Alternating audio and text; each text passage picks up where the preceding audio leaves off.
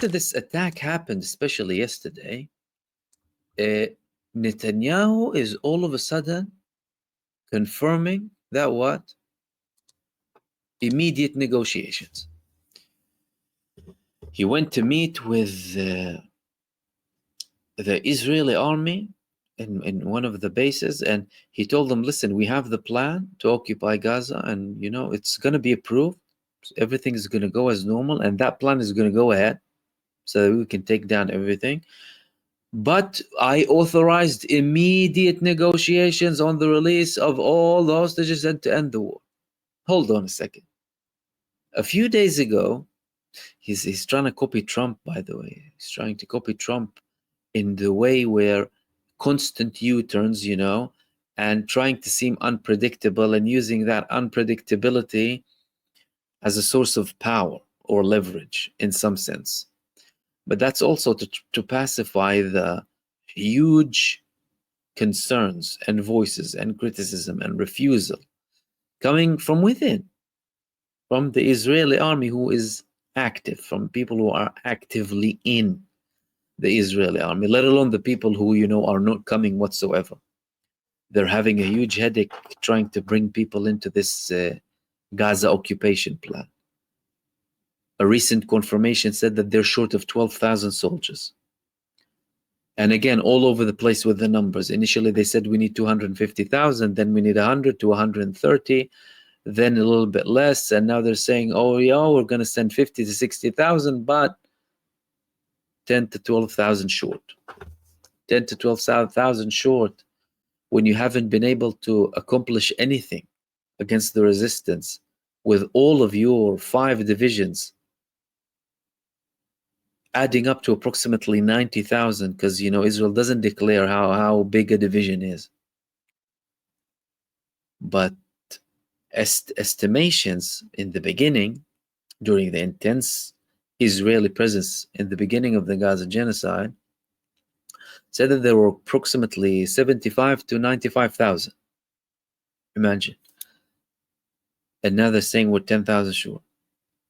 Take that with the tens of thousands of killed and wounded, but how much do you have? But now he's saying that we're in immediate negotiations. So hold on. The Palestinian side didn't say they're going to disarm. You clearly still have a threat in Gaza, in your comfort zones.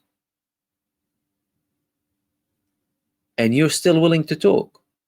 How comes? The other day he said there's no point of talking unless Hamas agrees to the prerequisites of Israel. Disarming, not being active, and taking all of the weapons, kicking every resistance leader out of Gaza, and the list goes on. But now they're talking. So what we can be seeing now, or what we might be seeing at the moment, is a translation of what the finance minister said, and before the finance minister, what we spoke about before, the fact that he could be using this as leverage during the negotiation talks. And so long as he, again, is not very comfortable with his situation politically in Israel, he might continue with the genocide. How? Polls, he's not doing great. Many people call, of course, not just for the end of the genocide, but also for early elections. He isn't saying that he's going to succeed in any early elections. Some of his partners, some of his coalition members are going to be wiped off. Like Smotrich, he's not passing the threshold to go into the Israeli Knesset, even if people vote for him.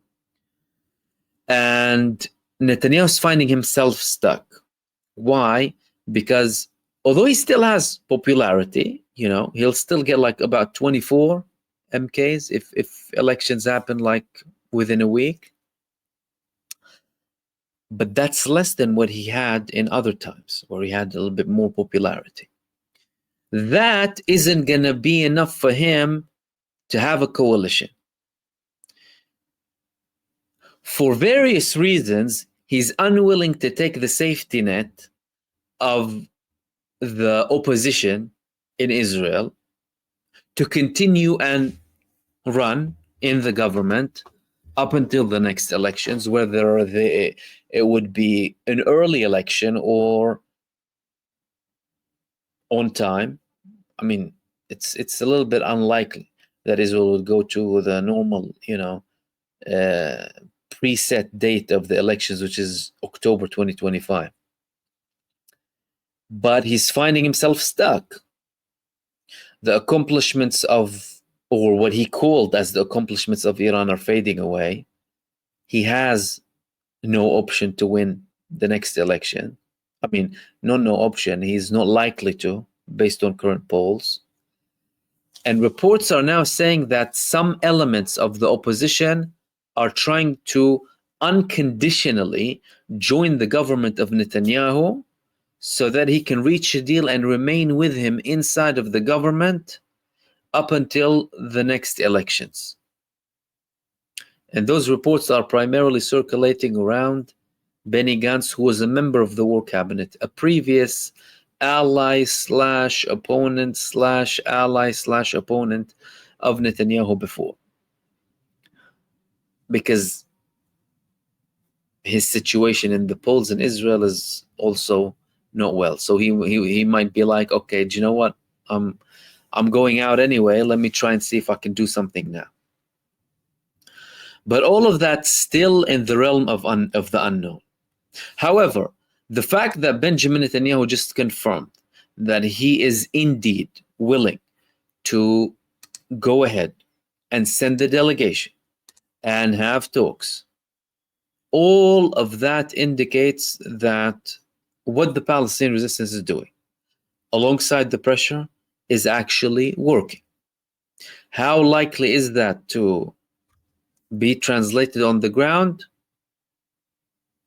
Again, you've seen what happens. One day we'll have something, the other day we'll have something else. But this is a huge U-turn coming from Netanyahu, who wasn't even willing to talk unless the Palestinian side agrees on the demands of Israel before they go in.